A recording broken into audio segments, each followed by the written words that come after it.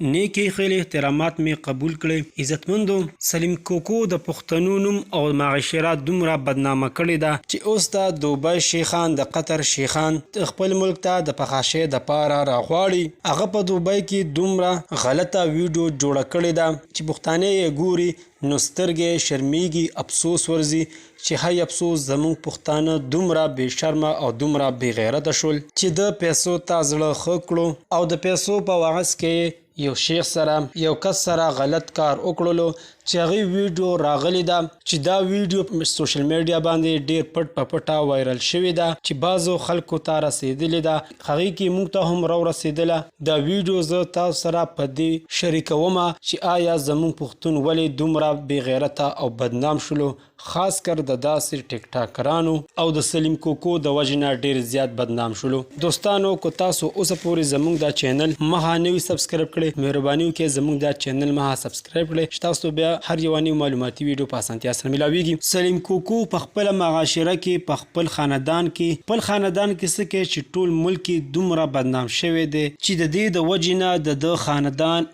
او کورواله هیڅ چا سره سترګې نشي لګولی. کله چې سلیم کوکو د دوبۍ شیخ سره ملو شلو او دا غلط کار یې وکړلو او هغه ویډیو په سوشل میډیا باندې وایرل شوله، د سلیم کوکو په دوبۍ کې دومره خراب په ویډیو راغلی ده. عزتمندو که تاسو وکتله ستاسو به ورسه د بدن وبوګنیږي چې اخر ولې زموږ پښتانه دومره بدنام او دومره بیکاره شول چې دا پیسو د پاره کم کار نه کوي.